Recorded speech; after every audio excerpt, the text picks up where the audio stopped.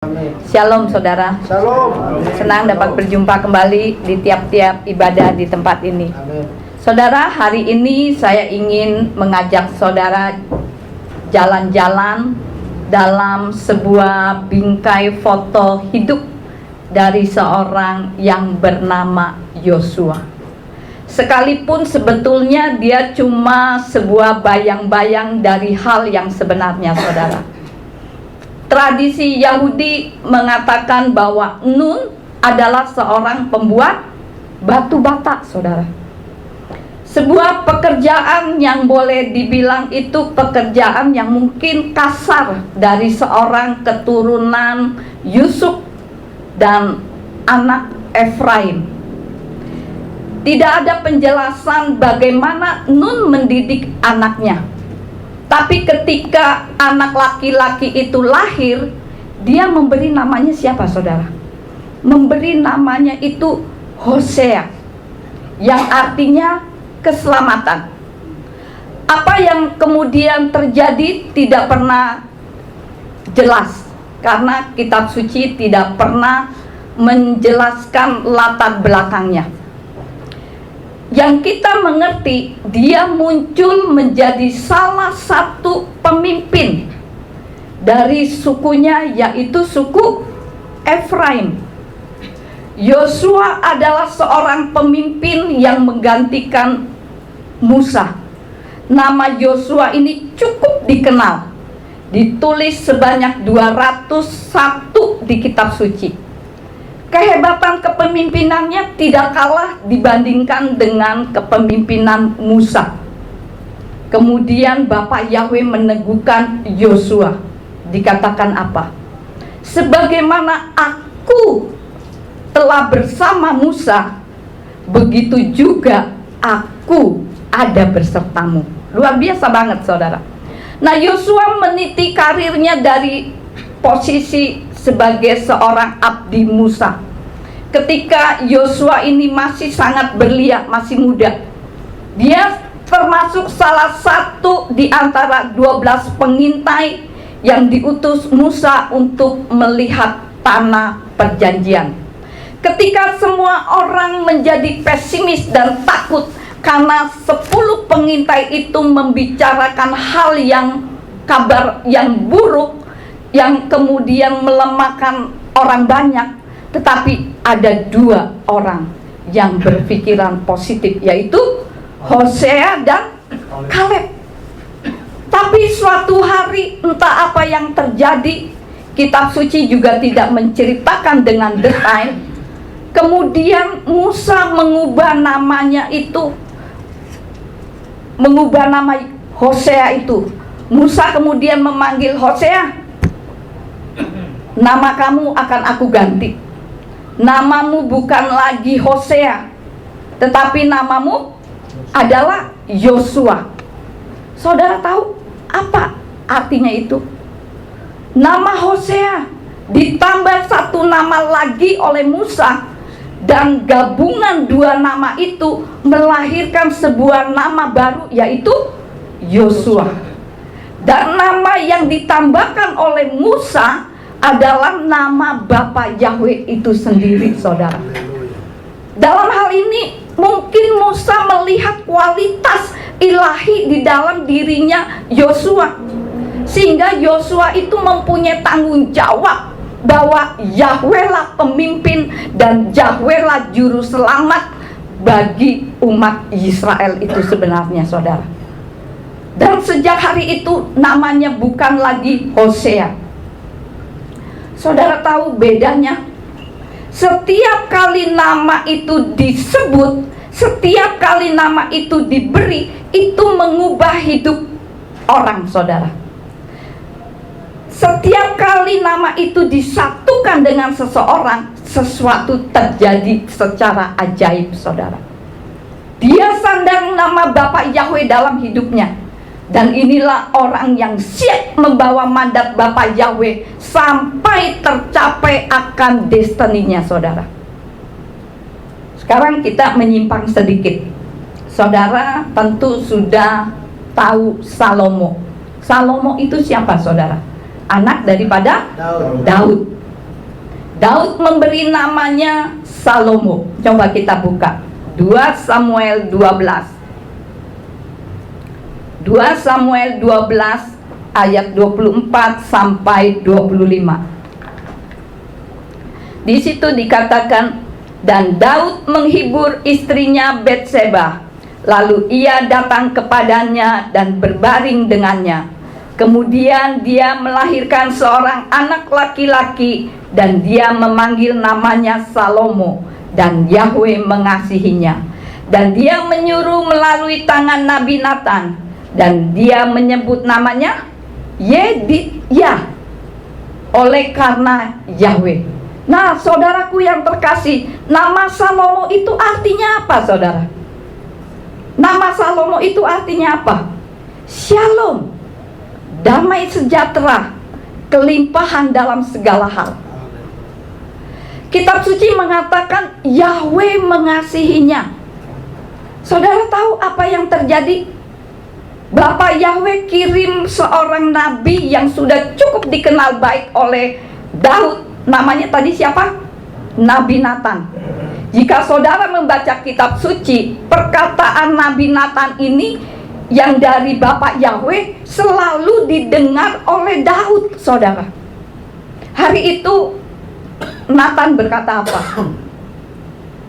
Daud, Bapak Yahweh berpesan, beri nama anak itu Yedidya.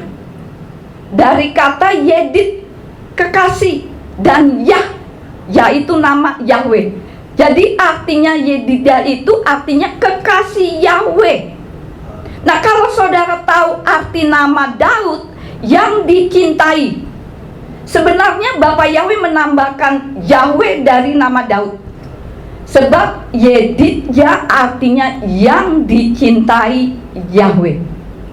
Ketika saya membaca ini, saya merenung, seandainya Daud mengubah panggilannya, tidak lagi Salomo, tetapi panggilannya menjadi Yedidya, mungkin tidak ada ribuan gundik-gundik yang akan diambil oleh Salomo. Mungkin juga tidak ada tempat-tempat penyembahan berhala yang dibangun di seluruh Israel untuk menyenangkan gundik-gundik dan istri-istrinya, saudara. Yang semuanya ini adalah akar kekejian bagi Bapak Yahweh. Tetapi mungkin Daud ini merasa, aduh, namanya terlalu berat banget untuk menyandang kata yang dicintai Yahweh. Sebab ia merasa betapa berat seringkali hajarannya, saudara. Kemudian mungkin Daud berkata kepada Bapak Yahweh, Bapak Yahweh, jangan pakai nama Yedidya aja deh, tapi biarlah pakai nama Shalom saja deh, pakai nama Salomo saja deh. Maka itu nama Yedidya itu tidak pernah dipakai. Mungkin saudara tidak pernah mengenal nama Yedidya ini, saudara. Apalagi kalau yang tidak pernah baca kitab suci. Nah, kita kembali ke Hosea. Hari itu Musa berkata apa? Aku tambahi engkau dengan satu nama, dan nama itu adalah nama Bapak Yahweh itu sendiri. Dan hari itu orang yang bernama Hosea berubah menjadi namanya Yosua. Keselamatan yang datang dari Bapak Yahweh sendiri. Dan sejak detik itu dia menjadi bayang-bayang dari seseorang, saudara. Dan dalam hidupnya, pengabdian berikutnya, dia mengabdi kepada seorang yang paling besar dalam kitab suci, namanya Musa. Dia hidup dari pengabdian dari orang yang sangat hebat. Saudara pikir mudah mengabdi kepada Musa? Enggak, saudara. Saya yakin pengabdian kepada Musa itu sangat berat. Musa itu orang yang paling lembut hatinya. Dia satu-satunya orang yang pada waktu itu berhadapan muka dengan Bapak Yahweh. Tapi Yosua membuktikan dia seorang abdi Musa yang setia dan taat, saudara. Jadi saudaraku yang terkasih, menjadi orang yang hebat dan besar adalah orang yang tahu menghambakan dirinya, tahu arti melayani di bawah orang lain, dan dia kerjakan dengan taat dan setia, saudara. Luar biasa banget Yosua ini. Setiap orang yang tidak tahan dengan proses karena harus ikut orang lain kan gak enak, saudara. Diomelin. Waktu saya pertama kali lulus sarjana hukum, saya ingin kerja. Sudah dapat kerjaan, saudara. Sudah dapat kerjaan. Besok mau kerja, malam ini saya telepon, Bapak, saya nggak jadi kerja, saya mengundurkan diri. Loh, kenapa? Gitu loh. Enggak, saya takut nggak bisa kerja, takut diomel, takut dihukum, takut segala-galanya. Karena pada waktu dulu itu saya orang yang sangat minder banget, saudara. Saya nggak bisa berhadapan-hadapan dengan orang banyak. Saya minder, saudara. Itu dulu saya, saudara. Nah, saudaraku yang terkasih, setiap orang yang tidak tahan dengan proses, yang harus ikut orang lain, kemudian dia memberontak, kemudian dia meninggalkan pemimpinnya, orang seperti ini tidak akan pernah bisa berhasil, tidak akan pernah bisa menjadi besar, saudara. Coba saudara tunjukkan di kitab suci orang yang memberontak, yang melawan pemimpinnya, dan dia kemudian sakit hati, dia marah, dia kecewa, dan kemudian menjadi besar. Tunjukkan di kitab suci. Tidak ada satu nama pun yang saudara akan dapatkan di kitab suci, saudara. Semua keberhasilan kita ini datangnya dari Bapa Yahweh. Bukan karena kita mengangkat diri kita sendiri, saudara. Bukan, saudara. Saya nggak mau jadi gembala, saudara. Saya nggak mau. Saya latar belakangnya saya bukan seorang pelayan, bukan seorang pelayan Tuhan. Saya hidupnya hura-hura, saudara. Saya orang pergaulan, saudara. Tapi ketika Tuhan mengambil saya awalnya lari-lari. Saya bahkan gak mau, saudara. Tapi tetap Tuhan kejar, saudara. Tapi karena diangkat oleh Tuhan, ini yang menjadi bagian ajaib dari seorang yang namanya Yosua, saudara. Sejak hari itu dia mempunyai predikat hamba Musa. Kalau saudara membaca kitab Yosua, itu masih dimulai dengan perkataan Yosua hamba Musa. Sebegitu hebat pengabdiannya, dan itu yang dihargai oleh Bapa Yahweh, saudara. Kemanapun Musa pergi, pasti Yosua ada. Musa masuk ke kemah pertemuan, Yosua ada di depan. Musa tinggalkan kemah, Yosua masih tetap di situ. Hatinya ingin tahu ada apa sih di dalam kemah itu.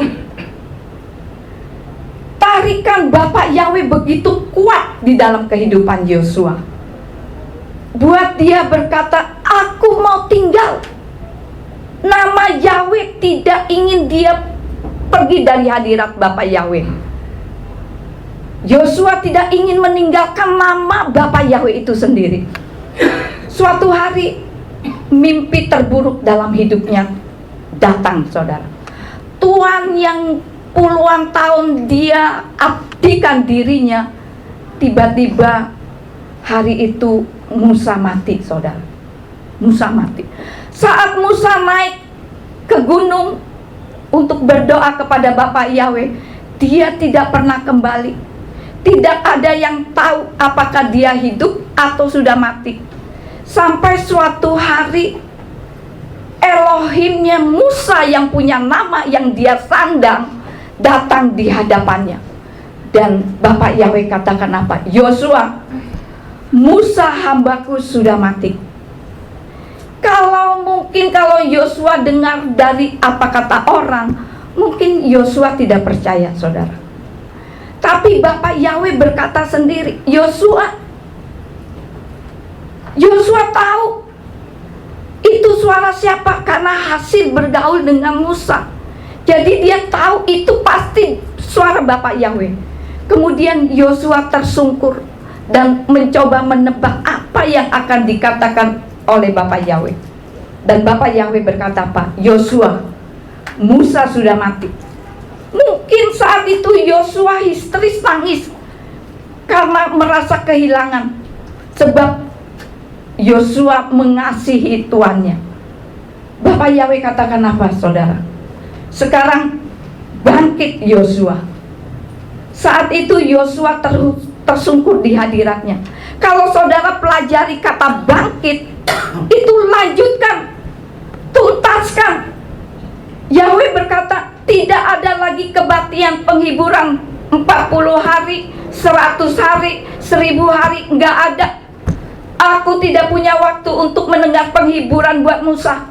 Musa hambaku sudah mati, jadi enggak perlu penghiburan lagi. Tapi bagianmu adalah apa, Yosua?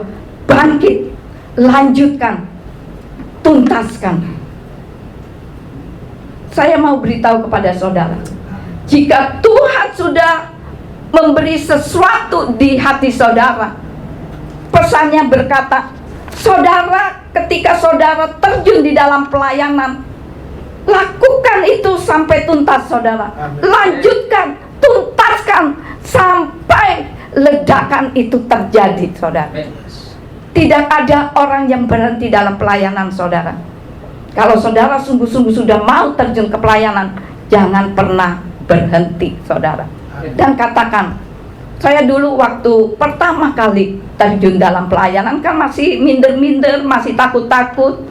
Ketika saya ke Malaysia untuk sekolah, kemudian setelah kembali kan saya nggak siap apa-apa. Kemudian saya bilang sama Bapak Yahweh, Bapak Yahweh, aku mau istirahat 1 bulan aja. Apa yang terjadi, saudara? Sore harinya saya ditelepon, Priscilla hari Minggu melayani. Ya, kan gue udah mau istirahat dulu. Tuh, nggak bisa nolak. Kemudian 2 jam kemudian ada lagi telepon, Priscilla tolong melayani di Bekasi. Aduh, itu ketua sinode Gain saat itu, ketuanya Pak Lukas. Aduh Pak Sahuntung, aku kan mau cuti dulu sebulan, aku belum siap, aku belum bisa apa-apa gitu loh. Gak apa-apa Priscilla, layanin aja. Pada saat kamu terima sesuatu di Malaysia, kamu sampaikan aja. Jadi saudaraku yang terkasih, kalau kita sudah mau terjun ke pelayanan, jangan pernah berhenti, saudara. Amen. Tapi tuntaskan sampai apa yang Tuhan janjikan terjadi di dalam kehidupan kita. Amin, amin, saudara. Amin. Yosua mendengar suara itu, Musa yang kucintai mati. Jadi bangkit, lanjutkan. Tapi kalimat kedua daripada Bapak Yahweh berkata apa, saudara? Seberangi Yordan itu, seberangi Yordan itu. Buat orang kebanyakan sungai Yordan itu sangat menakutkan, saudara. Tapi buat orang-orang yang diurapi, itu sebuah permainan yang sangat mengasihkan, saudara. Sungai itu dibelah berkali-kali. Dan zaman Yosua, Yahweh menyatakan dirinya apa? Seberangi sungai itu. Apa yang terjadi, saudara? Ini yang berbeda, saudara. Pada zaman Musa, Laut Merah terbelah oleh karena apa, saudara? Pada zaman Musa, Laut Merah terbelah itu karena apa, saudara? Musa mengangkat tongkatnya. Ketika Musa mengangkat tongkatnya, laut terbelah. Pada zaman Yosua, dia tidak cabut pedangnya, saudara. Dia berkata dengan para imannya, saudara, berjalanlah di depan, celupkanlah kakimu di pinggiran sungai. Jadi bukan karena pedang Yosua maka sungai itu terbelah, tapi saat kaki para iman dicelupkan di sungai, sungai itu terbelah, saudara. Coba kita baca Yosua 3. Coba ada yang bantu bisa baca nggak? Yosua 3 ayat 12 sampai 17. Yosua 3 ayat 12 sampai 17. Coba Nota baca. Yosua 3 ayat 12 sampai 17. sampai 17. Dan sekarang pilihlah bagimu 12 orang dari antara suku-suku Israel, 1 orang untuk masing-masing suku. Dan akan terjadi ketika telapak kaki para imam yang mengangkut tabut Yahweh Tuhan seluruh bumi berjejak di atas air sungai Yordan, maka air sungai Yordan itu akan terputus dari air yang turun dari atas, dan dia akan berhenti bagaikan sebuah bendungan. Dan terjadilah sementara umat itu berpindah dari perkemahan mereka untuk menyeberangi sungai Yordan, ketika para imam mengangkut tabut perjanjian di depan bangsa itu. Dan ketika mereka yang mengangkut tabut itu masuk ke sungai Yordan, dan kaki para imam yang mengangkut tabut itu tercelup di tepi sungai itu, adapun sungai Yordan itu meluap ke segala tepinya sepanjang musim menuai. Maka berhentilah air yang turun dari atas. Ia meninggi menjadi sebuah bendungan sangat jauh di dekat kota Adam yang terletak di sebelah Sertan. Maka yang turun ke laut Araba, yakni laut asin, telah terputus sama sekali. Lalu menyeberanglah umat itu di depan Yeriko. Dan para imam yang mengangkut tabut perjanjian Yahweh itu tetap berdiri di tanah yang kering di tengah-tengah sungai Yordan, dan seluruh Bani Israel menyeberang di atas tanah yang kering sampai seluruh bangsa itu selesai menyeberangi sungai Yordan. Amin. Nah, saudaraku yang terkasih, Yosua menemukan kekuatan sebuah tim, saudara. Bahkan zaman Musa harus dinasihati mertuanya untuk membangun sebuah tim. Pesan Bapak Yahweh siang hari ini, saudara. Kita ini imamat rajani. Pedang Yosua mungkin tidak ada di tangan saudara. Kaki saudara dicelupkan pada apapun yang menghalangi saudara, apapun yang menghalangi saudara, dan saudara dengar firman Tuhan berkata, sungai kematian harus tunduk dan taat. Saudara katakan terbelah, maka itu akan terbelah, saudara. Saudara akan berjalan dalam kuasa Bapa Yahweh oleh karena kaki saudara mulai melangkah, saudara. Ketika saudara melangkah, maka akan terjadi gerakan-gerakan, saudara. Waktu saya pertama kali mau terjun, Bapak Yahweh, kalau saya salah, tolong engkau luruskan jalan saya. Tapi Bapak Yahweh katakan apa? Priscilla, langkah dulu, kecemplung dulu. Kalau sudah melangkah, baru engkau tahu. Ketika jatuh, engkau bangkit lagi. Gitu loh, saudara. Saya merenung, saudara. Imam-imam itu pasti enjoy, sehingga sungai tersebut bisa terbelah. Melihat air dalam gulungan yang tinggi, Yosua juga belah sungai. Yosua kemudian teringat tuannya Musa, saudara. Begitu banyak orang yang berjalan di dasar sungai, Yosua mungkin berkata atau dalam hati, benar ya Bapak Yahweh, seperti engkau berkata, seperti aku menyertai Musa, aku juga menyertai engkau. Musa dengan tongkatnya, Yosua punya pasukannya, tim-tim yang sangat militan, saudara. Yosua bilang, jalan, injak, dan sungai itu terbelah, dan tidak ada sesuatu yang menakutkan, saudara. Jadi saudaraku yang terkasih, pakai cara Yosua, buat pasukan militan dalam gereja kita ini, dalam persekutuan ini, dalam kehidupan rumah tangga saudara. Saudara akan lihat Yordan manapun akan terbelah oleh karena kuasa daripada Bapa Yahweh. Amin, saudara. Amin. Begitu mereka membelah Yordan, maka peperangan yang sebenarnya, perjalanan yang sebenarnya dimulai begitu Yordan dibelah. Mereka harus menghadapi yang pertama itu apa, saudara? Kota Yeriko. Kota Yeriko itu masalah yang pertama, saudara. Kota itu begitu tebal temboknya. Sejak dibangun tidak ada yang berani untuk mendobrak atau meruntuhkannya, saudara. Coba kita baca, saudara. Yosua 5. Yosua 5 ayat 13 sampai 15. Di situ dikatakan apa? Dan terjadilah ketika Yosua berada dekat Yeriko, pada saat ia melayangkan pandangannya dan melihat, maka tampaklah seorang pria berdiri di seberangnya dan pedangnya yang terhunus di tangannya. Lalu Yosua pergi kepada dia dan bertanya kepadanya, apakah engkau berpihak pada kami atau pada lawan-lawan kami? Yosua ini tanya, apakah engkau lawan atau kawan? Saudara tahu jawabannya? Tidak dua-duanya. Tidak dua-duanya.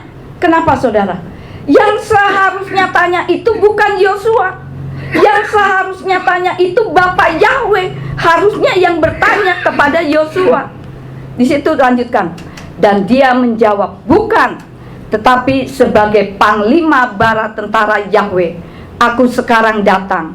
Lalu Yosua bersujud dengan mukanya ke tanah, dan dia menyembah serta berkata kepadanya, apa yang akan tuanku katakan kepada hambanya ini? Yosua tunggu nama Bapak Yahweh yang menyelamatkan itu muncul, saudara. Dan seperti panglima itu berkata apa? Aku ini panglima bala tentara Yahweh. Maka panglima bala tentara Yahweh itu berkata kepada Yosua, tanggalkanlah kasutmu dari kakimu, karena tempat yang di atasnya engkau berdiri itu kudus. Dan Yosua pun berbuat demikian. Tanggalkanlah kasutmu. Saudaraku yang terkasih, di zaman perjanjian baru, kalau saudara mengerti, orang yang melepaskan kasutnya adalah orang-orang yang tertawan, saudara. Kalau orang menang perang, maka tawanan perang itu dibuat pertama kali adalah dilucuti kasutnya, bukan diikat, saudara. Kenapa, saudara? Ada yang tahu kenapa? Saudara mengerti medan Timur Tengah itu begitu panasnya, saudara. Dalam keadaan panas, ketika kita tidak memakai kasut, itu kaki kita akan melepuh, saudara. Ketika Pak Yakub diajak ke Israel, itu pada bulan Juli, itu panasnya katanya sampai 50 derajat lebih, saudara. Ketika dia ingin berenang di laut mati, mau gak mau kan harus copot sepatu. Itu katanya kakinya gak kuat untuk berjalan, saudara. Itu benar-benar panas sampai gimana gitu, saya gak bisa ngebayangin, saudara. Nah, ketika tawanan itu harus copot kasutnya, saudara. Sehingga biar apa? Sehingga tidak bisa bergerak, tidak bisa lari, saudara. Makanya Bapak Yahweh katakan, tanggalkan kasutmu, ini tempat yang kudus. Nah, saudaraku yang terkasih, Yosua katakan, kamu kawan atau lawan? Dia bilang, tidak dua-duanya. Sebab yang benar adalah Bapak Yahweh katakan, kamu ikut aku, kamu ikuti cara perangku. Jadi kamu ikutin aku, ikutin gayaku, ikuti supranaturalku. Luar biasa, saudara. Jangan paksa aku ikut kamu, tapi justru kamu yang ikut aku. Kan seringkali kesalahan orang Kristen, saudara, minta Tuhan yang mengikuti kita. Benar nggak? Tuhan, ikutin aku, Tuhan. Kita mau Tuhan yang mengerjakan apa yang kita mau. Terbalik, saudara. Kita yang harus ikutin apa mau Tuhan, bukan sebaliknya, saudara. Saya percaya saat Yosua di briefing oleh bala tentara Yahweh, hari berikutnya Yosua kumpulkan semua pasukannya. Ini cara Bapak Yahweh, bukan cara kita. Mungkin anak buahnya Yosua itu mungkin sudah menyiapkan tangga yang sangat tinggi, mungkin menyiapkan alat-alat perang segala sesuatu untuk mendobrak tembok Yeriko itu. Yosua katakan apa? Buang semuanya. Kita pakai cara Bapak Yahweh, bukan cara kita. Apa yang dibuat, saudara? Tindakan profetik, saudara. Mungkin juga tentaranya sudah gregetan ingin perang. Kenapa disuruh arak-arakan sih? Membuat macet jalan aja, mungkin seperti itu saudara. Bayangkan saudara, satu hari disuruh muter tembok Yeriko, tidak banyak bicara, disuruh diam, tidak ada runding-rundingan. Capek nggak? Pasti capek saudara. Tapi anehnya tentara Yeriko itu tidak nyerang saudara. Hari kedua, hari ketiga, hari keempat, saudara coba bisa bayangin kalau sore hari setelah habis perang di perkemahan itu bagaimana ramenya. Nah, hari ketujuh mereka harus kiteri 7 kali, dan jenderal melihat panglima-panglimanya sambil senyum-senyum. Gimana malaikat-malaikatmu? Oh, sudah kutempatkan di posisinya. Di mana saudara? Malaikat-malaikatnya itu ditempatkan di mana saudara? Di dalam kota Yeriko saudara. Kali yang ketujuh mereka teriak dengan kuat. Itu sebuah tanda untuk malaikatnya saudara. Tembok itu didorong dari dalam sehingga tumbangnya itu keluar. Yang atasnya itu robohnya ke bawah saudara. Dan hari itu yang tidak mungkin jadi mungkin. Tembok yang besar runtuh habis karena Bapak Yahweh saudara. Dalam hidup kita harus banyak belajar diam saudara. Tunggu Bapak Yahweh sampai waktunya, dan pasti ada waktunya. Dan tiba-tiba sebuah teriakan akan menghancurkan semuanya saudara. Kemudian saudara, cerita lain dari hidup orang yang bernama Yosua. Kemudian dia menghadapi orang Amori saudara. Saudara, di ayat cerita inilah firman Tuhan katakan apa? Tidak pernah sebelumnya atau sesudahnya akan terjadi di mana Bapak Yahweh mendengar doa dari seorang manusia seperti hari itu saudara. Perang itu sudah mereka menangkan, tetapi ternyata rupanya situasi kurang bersahabat, alam kurang bersahabat. Dalam pertempuran dengan orang Amori, dia melihat dalam waktu yang tidak lama itu tiba-tiba kok udah sore sih, matahari mau terbenam. Nah, kalau matahari sudah terbenam, hukum perang itu berhenti saudara, dilanjutkan esok harinya. Nah, kalau itu dihentikan, artinya musuh itu masih mempunyai kekuatan untuk memperkuat tenaganya esok hari saudara. Mungkin juga besok tidak akan pernah tuntas lagi perangnya saudara. Dan kitab suci katakan apa? Aku harus tuntaskan. Aku harus tuntaskan. Saudara tahu apa yang terjadi? Coba kita baca aja Yosua 10. Yosua 10 ayat 12 sampai 13. Yosua 10 ayat 12 sampai 13, di situ dikatakan, lalu berbicaralah Yosua kepada Yahweh pada hari ketika Yahweh menyerahkan orang Amori di hadapan Bani Israel, dan dia berkata di depan mata orang-orang Israel, matahari diamlah di Gilbea, dan bulan diamlah di lembah Aayol, dan diamlah matahari dan bulan pun diam, sampai bangsa itu selesai membalaskan dendam atas musuh-musuhnya. Bukankah hal itu tertulis dalam kitab orang jujur? Ya, matahari diam di tengah-tengah langit dan tidak cepat-cepat terbenam untuk sehari penuh. Jika saudara membaca kitab orang jujur atau kitab Yasar, di situ dikatakan apa? Dan Yahweh mendengarkan seruan Yosua. Matahari tetap diam di tengah-tengah angkasa, dan itu diam selama 36 jam. Dan bulan juga diam berdiri dan berlambat-lambat turun sepanjang hari. Ini dari kitab orang jujur atau kitab Yasar. Saudara, Bapak Yahweh mendengar seruan Yosua yang menyandang namanya. Ini bukan ngomong kepada orang lain loh saudara. Yosua bicara sendiri ke Bapak Yahweh di depan orang banyak.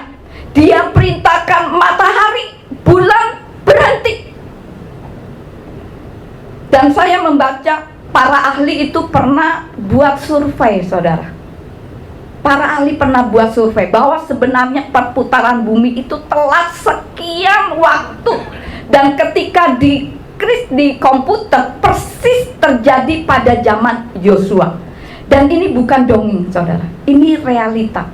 Alam tunduk pada satu orang, saudara. Dan firman Tuhan berkata apa?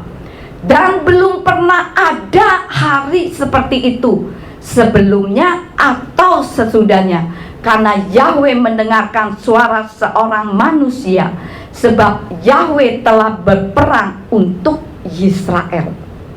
Jadi tidak akan pernah terjadi lagi, saudara. Yahweh begitu mendengar permintaan seorang manusia. Jadi Yosua itu artinya penyelamat, saudara. Dia itu adalah bayang-bayang dari seseorang. Bayang-bayang itu siapa, saudara? Yaitu siapa? Yesua HaMashiach, Sang Mesias, saudara. Yosua dengan pasukannya membelah Yordan. Yesua masuk ke sungai Yordan saat dibaptis. Dia membelah langit, saudara. Dan firman Tuhan katakan di dalam Matius 3 ayat 16. Di situ dikatakan apa? Matius 3 ayat 16. Sesudah dibaptis, Yesua segera keluar dari air, dan pada waktu itu juga langit terbuka, dan ia melihat roh Yahweh seperti burung merpati turun ke atasnya. Bayang-bayangnya membelah yang di bawah. Pribadi Yesua membelah yang di atas, dan Ruach HaKodes itu turun, saudara. Bayang-bayangnya meruntuhkan Yeriko. Saudara yang punya bayang-bayang 2000 tahun yang lalu, dia masuk kota Yeriko, kemudian dia keluar lagi, kemudian ada seorang pengemis buta, namanya siapa? Bartimeus. Dia pakai jubah pengemis, duduk dekat gerbang Yeriko. Dia dengar orang banyak berbondong-bondong. Kemudian Bartimeus ini bertanya, siapa sih itu yang datang? Orang-orang mungkin murid-murid Tuhan Yesua berkata, oh, Yesua dari Nazaret.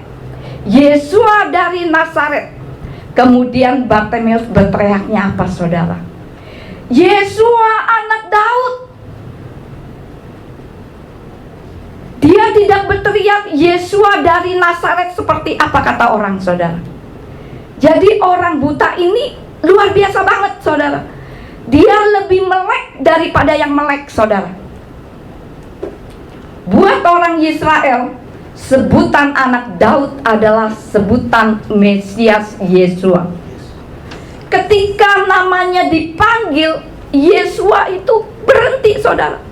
Kemudian orang-orang berusaha menghentikan pengemis itu. Udah diam kamu, berisik kamu. Mungkin seperti itu, saudara. Tetapi tidak ada orang yang bisa menghentikan Yesua. Kemudian pengemis ini berteriak lebih keras lagi, Yesua anak Daud. Dan Yesua berkata kepada murid-muridnya, panggil dia kemari. Dan dia lepas jubahnya dan menghampiri Yesua. Kemudian Yesua berkata apa, saudara? Engkau mau apa supaya aku berbuat untuk kamu? Bartimeus jawab apa? Guru, aku ingin melihat. Aku ingin melihat. Kemudian Yesua menyembuhkannya. Bayang-bayangnya meruntuhkan tembok Yeriko. Pemilik bayang-bayang meruntuhkan kebutaan. Semua selaput yang menutupi matanya runtuh gugur, sehingga Bartimeus itu mulai melihat. Hari itu Bartimeus melompat. Dia melihat untuk pertama kalinya, dan keajaiban di dalam kehidupannya terjadi, saudara. Kalau orang baru lahir, yang dilihat pertama kali tentu ibunya, benar nggak? Bartimeus ketika matanya terbuka, yang dilihat wajah Yesua. Kemudian Bartimeus berkata apa, saudara? My master, my lord. Yeriko runtuh oleh bayang-bayang, tetapi persoalan saudara runtuh oleh karena Yesua anak Daud turun dalam kehidupan kita. Amin, saudara. Suatu hari dia mendengar sahabatnya meninggal, Lazarus meninggal. Kemudian Yesua datang ke kuburan dan dia berkata, buka tutup kubur itu. Jika saudara membaca Yohanes 11 ayat 41, Yesua kemudian menengadah mukanya ke atas dan berkata kepada Bapa Yahweh. Di situ dikatakan apa? Bapa, aku tahu engkau selalu mendengarkan aku, dan hari ini pun aku berdoa berbicara kepadamu dan engkau mendengarkan aku. Tetapi karena kerumunan orang yang banyak ini percaya bahwa engkau yang mengutus aku, dan setelah mengatakan hal-hal itu, dia berseru dengan suara nyaring, Lazarus, keluarlah. Kemudian Lazarus itu keluar, saudara. Yang mati dibangkitkan. Tidak ada kematian yang bisa menghalangi dia, saudara. Ketika Yesua mati, kubur hanya bisa menahan dia berapa hari? 3 hari, saudara.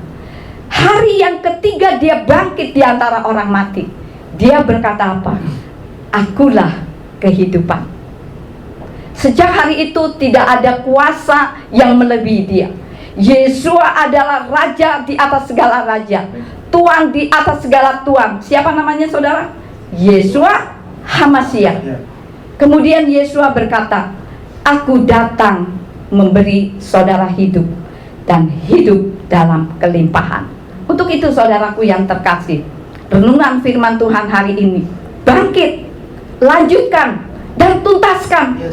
Buat kejutan-kejutan di dalam kehidupan kita, saudara. Sebab ada Yesua HaMashiach yang sama dahulu, sekarang, sampai selama-lamanya, saudara. Amin, saudara. Amin. Sekian firman Tuhan. Haleluya. Terima kasih, Tuhan. Mari saudara, saya ajak untuk bangkit berdiri. Kita naikkan satu pujian.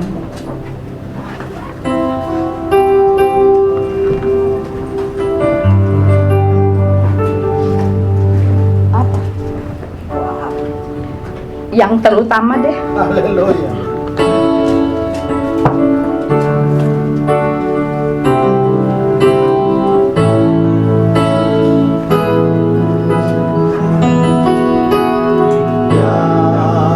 Terutama di dalam hidup ini, meninggikan nama Yesua.